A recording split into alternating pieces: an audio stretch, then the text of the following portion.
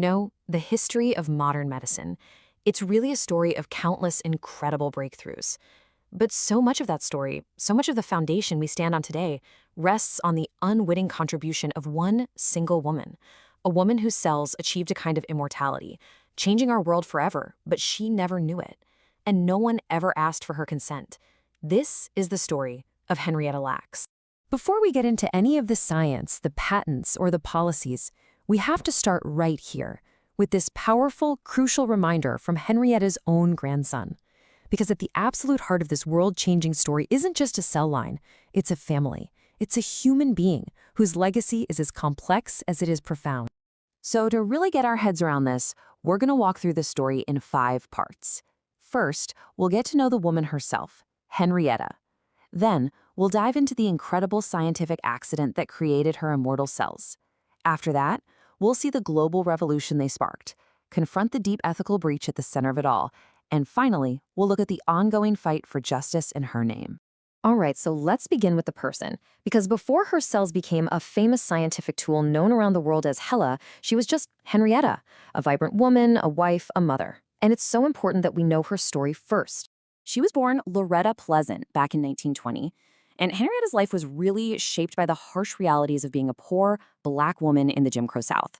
Her mother died when she was just 4 years old, and she was sent to live with her grandfather in this tiny log cabin in Clover, Virginia, a cabin that had actually once been slave quarters. She worked the tobacco fields right alongside her cousin, David Lacks, who she would later marry. And like so many, they wanted to escape that sharecropping poverty. So in 1941, they moved up to Turner Station, Maryland. She was a mother to 5 kids, and folks remember her for her love of red nail polish. But in early 1951, she felt what she described as a knot in her womb. That led her to the segregated colored ward of Johns Hopkins, which was the only major hospital around that would even treat Black patients. And just months later, she passed away there at the tragically young age of 31. Okay, so let's move to the moment that changed, well, everything. During Henrietta's treatment at Johns Hopkins, something happened, completely without her knowledge, that would give rise to this biological miracle, one that was born directly from her personal tragedy. That knot Henrietta felt was a large malignant tumor. The doctors diagnosed her with a really aggressive form of cervical cancer, which was later identified as an adenocarcinoma. Now, the standard treatment back then was just brutal. Radium therapy, which meant sewing radioactive tubes directly onto her cervix. While Henrietta was under anesthesia for this procedure, a surgeon took 2 small tissue samples, one from her tumor and one from healthy tissue right next to it. Now, this wasn't for her treatment. This was for the research of a doctor named George Gee, and it was done without her knowledge, without her consent, which was, sadly, a common practice in public wards at the time.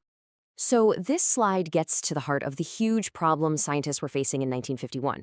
For decades, they had been trying to keep human cells alive in a lab, but they always died. See, most of our cells have this built-in timer, a concept we now call the Hayflick limit, where they just stop dividing after about 50 divisions and then die off. But Henrietta's cells, they were completely different. When Dr. Gee's assistant put them in a culture dish, they didn't die. In fact, they thrived. They started doubling every 20 to 24 hours. They were, for all intents and purposes, immortal. Gay labeled the sample HeLa, using the first 2 letters of her first and last names. So what was the secret sauce? What was the biological master key to this immortality? Well, the answer lies with an enzyme called telomerase. The best way to think about telomeres is like the little plastic tips on your shoelaces. They protect your chromosomes from fraying every time a cell divides. Normally, those tips get shorter and shorter with each division, until the cell just can't divide anymore. But Henrietta's cells had this super overactive version of telomerase that was constantly rebuilding those protective caps. That, plus the fact that the human papillomavirus had literally woven itself into her DNA, created a total genomic storm. Her cells had somewhere between 70 and 80 mutated chromosomes, instead of the normal 46. It turned them into an absolutely unstoppable biological engine. Now, Dr. Gee's goal here wasn't money. His big ambition was to find a cure for cancer, and he truly believed these unique, incredibly robust cells were the key. So he started shipping vials of HeLa cells, completely free of charge, to any researcher on the planet who asked for them. He had no idea he was launching a revolution that would completely redefine medicine, but he also did it without ever telling the Lacks family that a part of Henrietta was in fact still very much alive. The free distribution of HeLa cells just sparked a fire. It was a global scientific revolution. I mean, for the very first time, researchers all over the world had a standardized, reliable, and endlessly regenerating human cell line to work with. The impact was immediate and it was absolutely staggering. To really wrap your head around the sheer scale of this impact, just look at this number. Over 110,000 scientific papers. That's not just a number, that's a mountain of research. It's the foundation for nearly every single major medical advancement of the last 70 years. All of it stemming from the cells of one woman who died in an unmarked grave.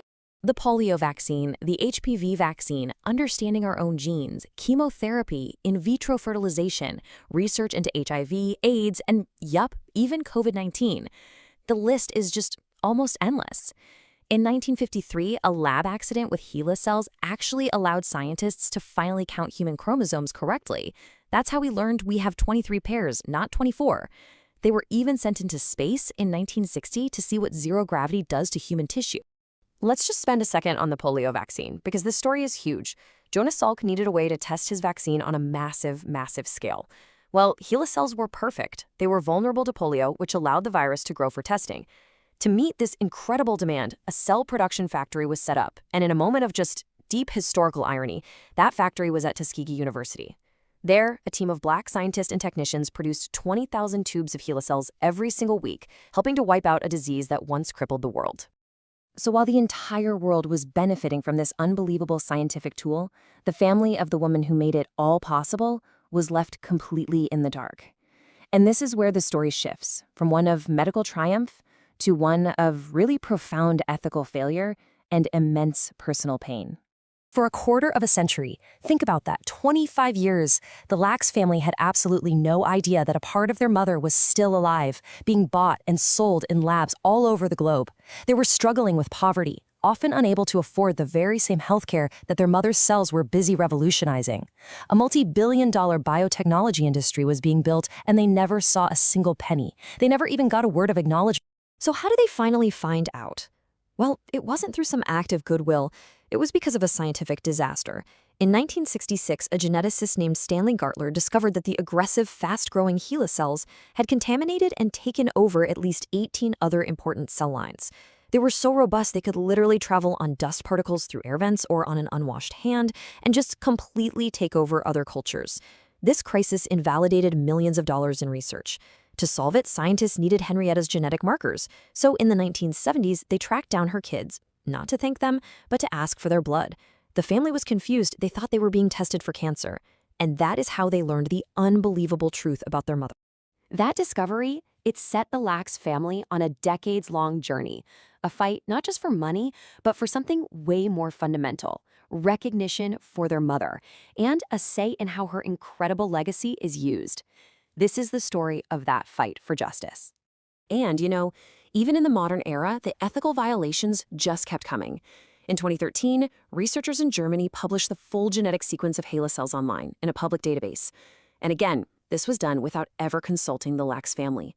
Because genetic information is shared, this act exposed incredibly sensitive private health data about Henrietta's living children and grandchildren, creating real fears about genetic discrimination. That 2013 controversy, though, it actually became a turning point.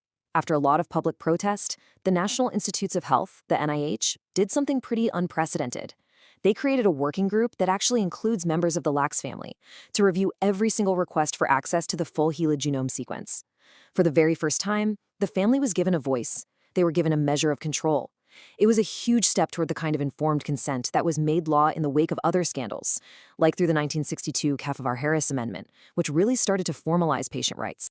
But what about financial justice? For decades, a legal ruling from 1990 basically said a person doesn't own their own discarded tissue, and that stood in the family's way. But recently, they began suing biotech companies on the grounds of unjust enrichment, arguing that these companies knowingly profited from stolen biological material. And then, on what would have been Henrietta's 103rd birthday, they announced a historic, confidential settlement with the company Thermo Fisher Scientific. And as you can see, that victory has really kicked off a series of ongoing lawsuits against other giants in the industry. The fight for justice also includes recognition and repair. In October 2024, Johns Hopkins, the very institution where Henrietta's cells were first taken, broke ground on a new building named in her honor. It's going to house their Bioethics Institute, which is just a powerful symbol of a commitment to a more equitable future in science built on the very ground where the original injustice happened. And I think this quote from Henrietta's granddaughter, Veronica Robinson, just beautifully captures this shift in her legacy. She's no longer seen as just an unwilling victim of medical history. Now, she's seen as a foundational figure, often called, rightly so, the mother of modern medicine. Her contribution, though it was unwitting, is now finally being celebrated. And that leaves us with this final, powerful question. Henrietta's cells were the biological master key that unlocked a whole new world of medicine. But that key was taken, not given. So now that the house is built, a house of longer, healthier lives for all of us, the deepest question remains: what is owed to the family of the person who provided that key? And maybe more importantly, how do we make sure that our relentless pursuit of scientific progress never, ever again comes at such a profound human cost?